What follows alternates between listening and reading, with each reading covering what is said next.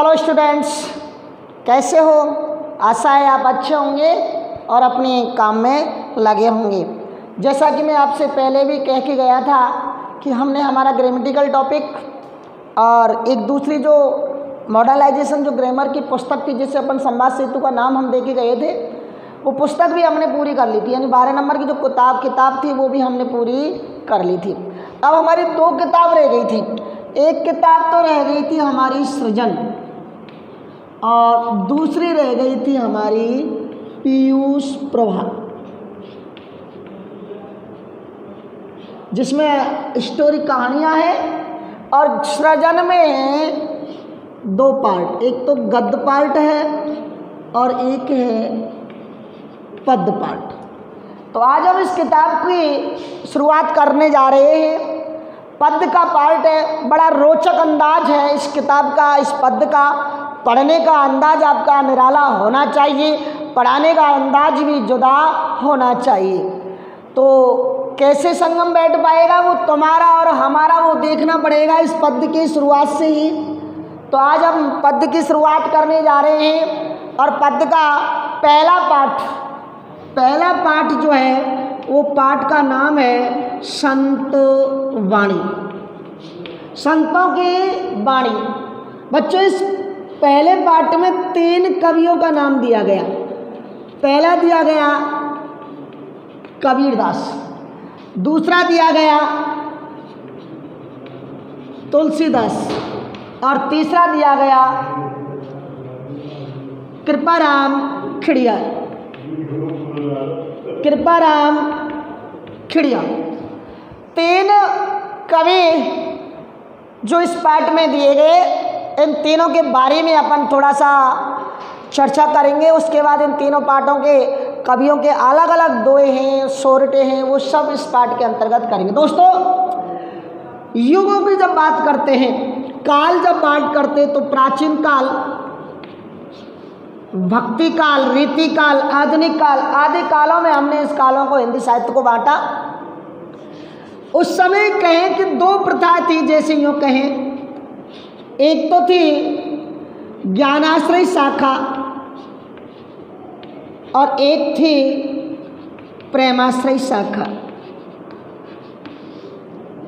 एक तो थे सगुण शाखा और एक थी निर्गुण शाखा। निहे प्लस गुण विसर्ग संधि का इसमें प्रयोग हुआ, सैमिश्रित, अर्थात जहाँ मूर्ति पूजा का विरोध किया जाता था निर्गुण और जहाँ मूर्ति पूजा का विरोध नहीं किया जाता था वो सगुण। ज्ञानाश्रयी सगुण शाखा, ज्ञानाश्रयी शाखा के सबसे बड़े भक्त जो थे वो कौन थे दोस्तों? तुलसीदास। या यूँ कहें, ज्ञानाश्रयी शाखा को भी हमने 2 भागों में बांट दिया, सगुण शाखा को भी हमने 2 भागों में बांट दिया। एक तो थी कृष्ण भक्ति शाखा और एक थी राम भक्ति शाखा। निर्गुण को भी हमने 2 भागों में बांट दिया, एक तो थी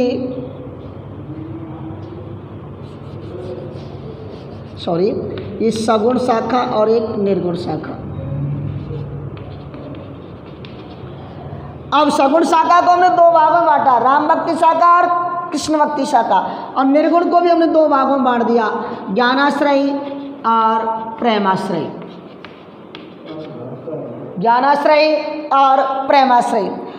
बच्चों, ये जो कृष्ण भक्ति शाखा है इसमें कृष्ण की भक्ति पर जोर दिया जाता था और कृष्ण भक्ति के सबसे बड़े कवि थे यहाँ सूरदास, और राम भक्ति शाखा के थे सबसे बड़े तुलसीदास। ज्ञानाश्रय शाखा के थे कबीरदास और प्रेमाश्रय शाखा के थे मलिक मोहम्मद जैसी। आप गौर करें, सूरदास, तुलसीदास, कबीरदास।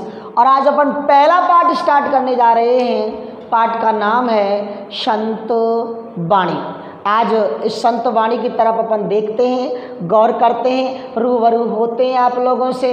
मन लगा करके पढ़ना है, बड़ा इंटरेस्टेड पाठ है, इसलिए दत्तचित हो जाएं और अपना पूरा फोकस ब्लैक बोर्ड पर केंद्रित कर दें। तो सबसे पहले हम बात कर रहे हैं कबीरदास की।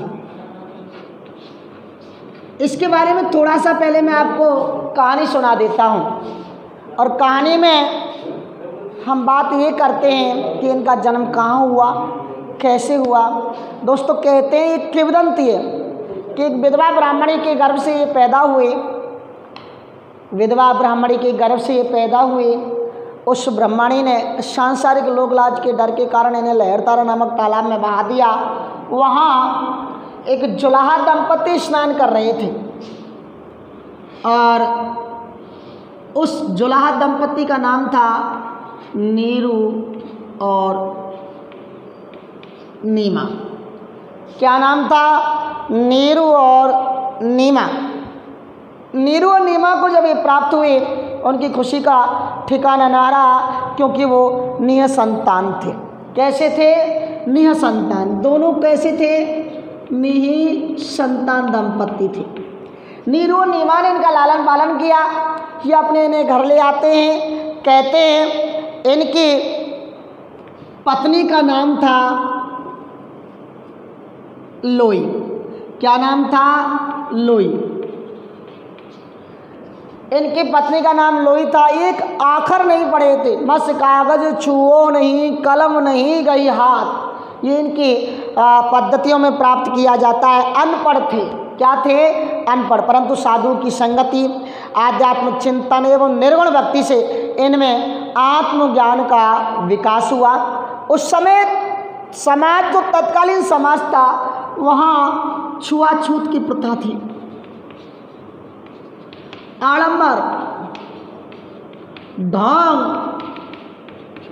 पाखंड आदि अनेक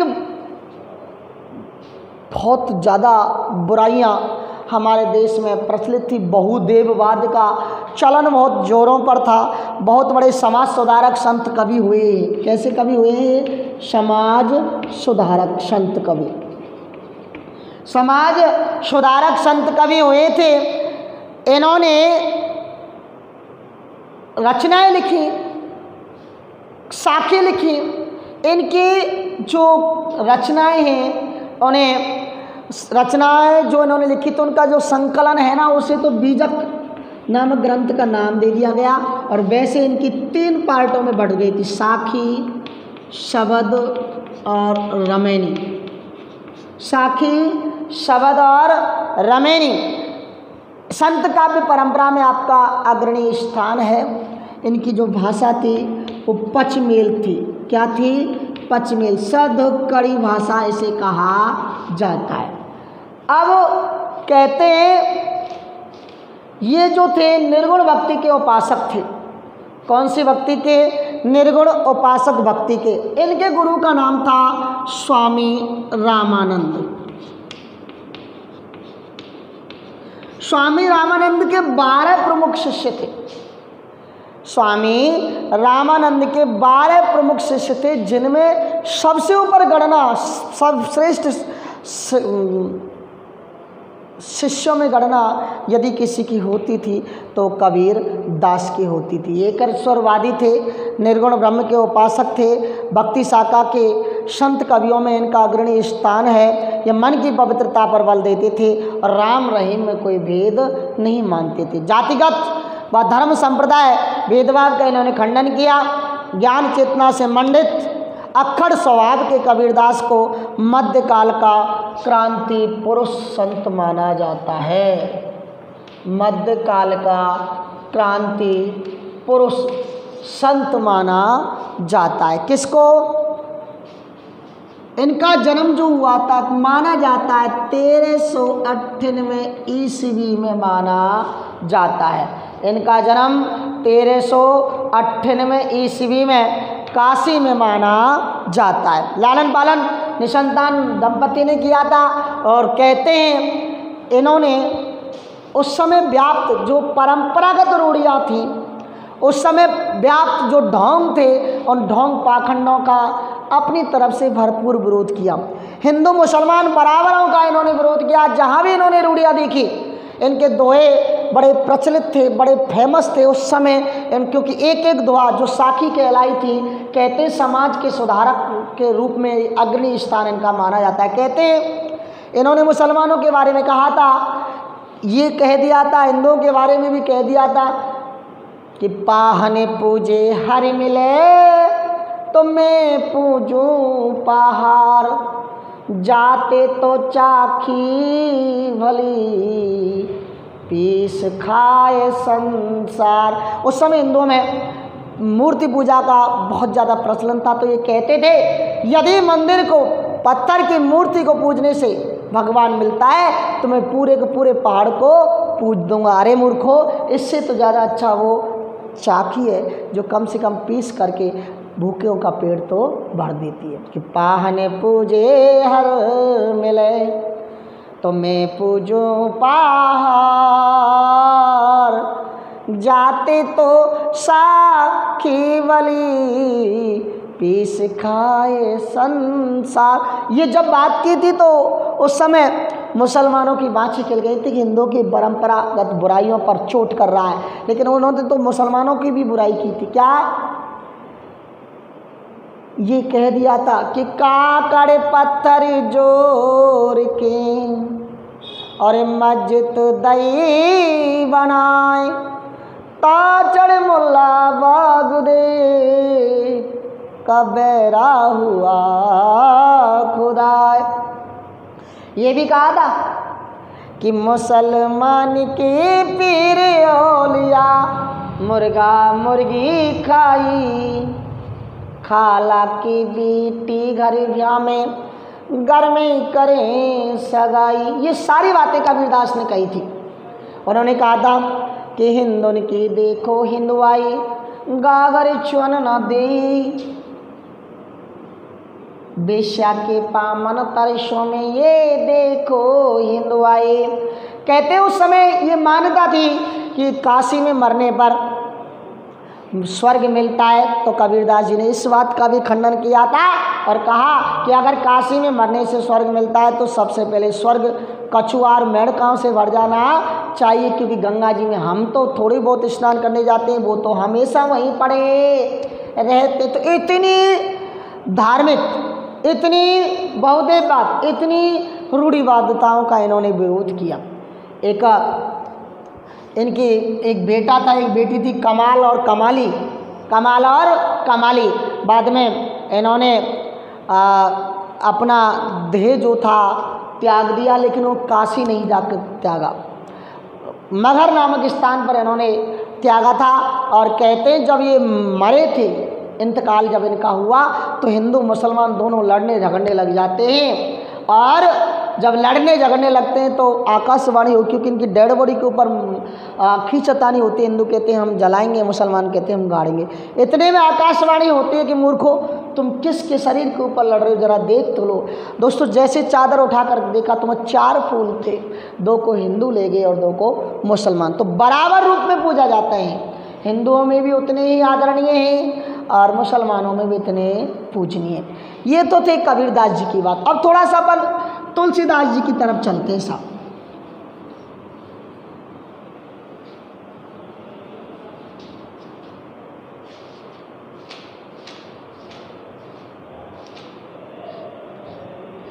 मैंने आपसे कहा सगुण भक्ति धारा के राम भक्ति शाखा के सर्वश्रेष्ठ कवि कौन थे? तुलसीदास। कौन से थे? तुलसीदास। कहते हैं इनका जन्म उत्तर प्रदेश के बांदा जिले के, उत्तर प्रदेश के बांदा जिले के राजापुर गांव में हुआ। बांदा जिले के राजापुर गांव में इनका जन्म हुआ। इनके पिता का नाम तो था आत्माराम दुबे और माता का नाम था तुलसीबाई। इनके जन्म के बारे में बहुत अच्छी कहानियां हैं। ऐसा कहा जाता है कि अशुभ मूल नक्षत्र में जैसे इनका जन्म हुआ, इनकी माँ और बाद में पिता का देहांत हो जाता है और इनका लालन पालन किया गुरु नरहरि दास ने, नरहरियानंद भी बोलते हैं, और एक मुनिया नामक दासी ने इनका लालन पालन किया। मुनिया नामक दासी ने इनका लालन पालन किया। कहते हैं बचपन से इन्होंने बड़े कष्ट झेले। इनके बचपन का नाम था राम बोला। क्या नाम था? राम बोला। कहते हैं इनकी आवाज़ बड़ी मीठी थी, मिठास से भरपूर रस इनकी आवाज़ में घुलता था। तब औरतें ऐसे कहा जाता है कि इन्हें अपने घर बुला लेती थी, राम कथा इनसे सुनती थी। धीरे धीरे राम कथा सुनाने जाने लग गए गुरु के साथ। एक दिन ये उस गांव में चले गए जहां रत्नावली नाम की विदुषी रहती थी। रत्नावली ने जैसे इसके पिता, रत्नावली का पिता भी वहीं था, तो राम कथा जैसे कह रहे तो बड़े इम्प्रेस हुए तुलसीदास से, और तुलसीदास से जाकर के अपनी बेटी के रिश्ते की बात करने लगे। तुलसीदास ने कोई ना नुकर उस समय नहीं की, परंतु उसके बाद इन्होंने विवाह कर लिया। लेकिन जैसे ही विवाह किया तो रत्नावली के प्रति ज़्यादा ही आसक्त हो गए। कहते हैं, ये कहावत है कि जैसे ही रत्नावली अपने वापस पियर आती है तो तुलसीदास भी उसके पीछे पीछे आ जाते हैं। रास्ते में एक नाव नदी पड़ती थी, वहाँ डेड बॉडी बह रही थी। उस डेड बॉडी को लाश समझ लिया दोस्तों, क्योंकि वो प्रेम में उस समय इतने आसक्त थे। जब उस समय वो घर पहुँचे तो रत्नावली अटरिया में सोई हुई थी। उस समय कहते हैं अट्टा से नीचे वो बिटोरा तक सर्प लटक रहा था। उस सर्प को इन्होंने रस्सी समझ लिया, चढ़ गए। लेकिन जैसे रत्नावली के पास गए, रत्नावली ने इन्हें फटकार दिया कि जितना प्यार तू मेरे शरीर से करता है उतना अगर भगवान से कर लेता तो तेरा बेड़ा पार हो जाता। तो पत्नी की फटकार से ये प्रेरित हुए, वैराग्य उत्पन्न हो लिया, चित्रकूट जाकर के पहुंच गए और वहां प्रभु की भक्ति करने लग गए। राम भक्ति में पूरा जीवन समर्पित रहा और उन्होंने वहां जाकर के रामचरितमानस जैसे महान ग्रंथ की, जिस हिंदुस्तान का बाइबल कहा जाता है, वो उन्होंने रचना की। इन्होंने अनेक ग्रंथ लिखे जिनमें रामचरितमानस, रामलला, नैच्छू वर्वे रामायण, वैराग्य संदीपनी, पार्वती मंगल, जानकी मंगल और कवितावली, गीतावली, दोहावली, विनय पत्रिका आदि अनेक प्रमाणिक यानी 12 प्रमाणिक ग्रंथों की इन्होंने रचना की। अवधी भाषा का इन्होंने विकास किया, अवधी भाषा के जनक और आदर्शों की स्थापना की और लोक मंगल का इन्होंने संदेश प्रकाशित किया। जनमानस के कवि कहलाते हैं। क्या कहलाते हैं? जनमानस के कवि। अब तीसरा जो कवि है, तीसरा जो कवि है इस पाठ का, उस कवि का भी अपन देख लेते हैं, फिर इनके बारे में अपन विस्तार से फिर बाद में चर्चा करेंगे सब। तीसरा कवि का नाम था कृपाराम खिड़िया।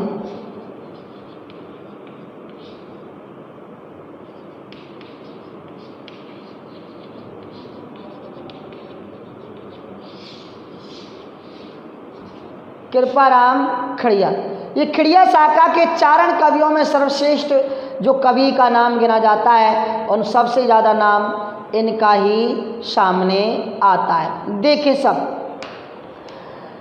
उस समय तत्कालीन मारवाड़ एक जो राज्य था उसका एक खराड़ी गांव था। मारवाड़, जिसे अपन जोधपुर राज्य में एक पाली जिला था, पाली में एक खराड़ी गांव था।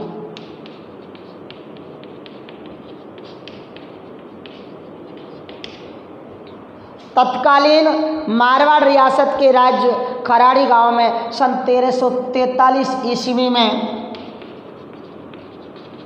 चारण शाखा के कवि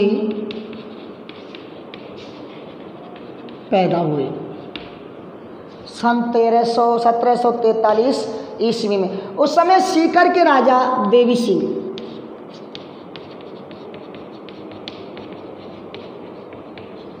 और लक्ष्मण सिंह,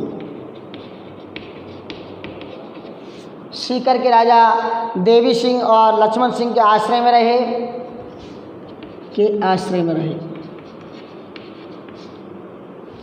इनका एक सेवक था और बहुत प्यारा था, प्रिय सेवक, और उस सेवक का नाम था राजा राम। क्या नाम था? राजा राम। अर्थात ये बड़े राजिया रिसोर्ट है, तो इसे अपन राजिया शॉर्ट में बोल देते थे। कहते हैं एक बार ये बहुत बड़े बीमार पड़ गए, सब निसंतान था राजा राम, उसकी कोई संतान थी नहीं। उसका नाम अमर करने के लिए ही कृपाराम ने अपने सोर्टों की रचना की, क्योंकि उन्होंने इस बीमारी के समय उनकी बहुत ज़्यादा मदद की थी, सहायता की थी, दिन भर सेवा लगी रहती। तो उनके दिल में एक बात आई कि क्यों ना इसने मेरी इतनी सेवा की है तो इसको मैं कुछ अमर करके जाऊं। तब उन्होंने अपने प्रत्येक शाखा में, प्रत्येक दोहे में, प्रत्येक सोरठा में, दोहा का उल्टा सोरठा होता है ना, सोरठों की रचना की थी। प्रत्येक दो सोरठे में राज्य का नाम लिखा, तो राज्य को इन्होंने अमर कर दिया। और हिंदी व राजस्थानी साहित्य में राजिया सारठा, राजियारा सारठा नाम से उसकी रचना की। इनके दोहे राजस्थान के लोक जीवन में नीति काव्य के रूप में प्रसिद्ध हैं। ये नीति का गत काव्य का प्रमुख काव्य माना जाता है, जिसे अपन राजियारा सोरठा कह सकते हैं। इनका रचना काल विक्रम संवत 1864 के आसपास है। विक्रम संवत 57 का हेर फेर इसमें से हटा देते हैं। इन्होंने चाल कनेसी नाटक और एक अलंकार ग्रंथ लिखा था। बाद में केवल वर्तमान में केवल और केवल एक ही ग्रंथ इनका मौजूद है और वो है राजियारा सोरठा। सरसता सहजता के कारण राजस्थान व लोक समाज में बहुत प्रसिद्ध था और कृपाराम खड़िया अपने आप में बहुत ज़्यादा स्थान राजस्थान साहित्य में रखते हैं। डिंगल और पिंगल दोनों शाखाओं के कवि थे।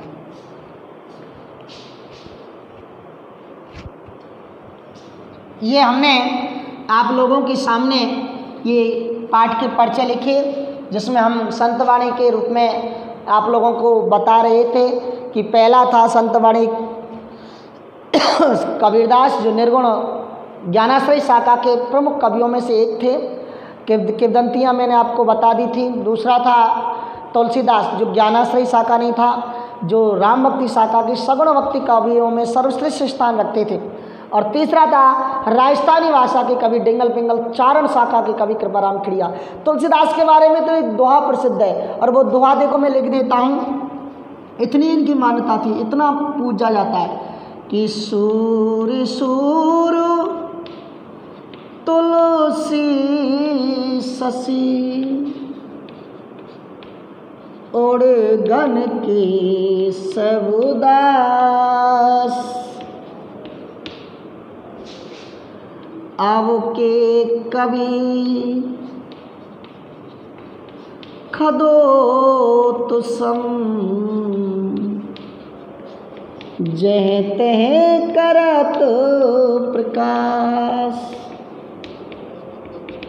ये दुआ कि सूर्य सूर्य तुलसी शशि ओढ़े गन के सबुदात, अब के कवि खदो तो सम, जह तह करत प्रकाश।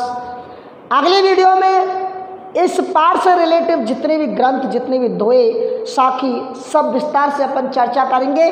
पाठ की रूपरेखा दोस्तों मैं बता चुका हूँ। स्टार्ट इस किताब को मैं कर चुके हैं। कोई टेंशन नहीं, विदाउट टेंशन आप रहो। अटेंशन, हमें टेंशन नहीं लेनी, पढ़ाई हमें करनी है और बहुत अच्छे ढंग से हमें पूरा मनोयोग लगा करके, दत्तचित होकर के, तन्मय होकर के हमारी किताब याद करनी है। तब तक के लिए अपने दोस्त मनोज खंडेलवाल को दीजिए आप विदा। आज्ञा, नमस्कार, धन्यवाद।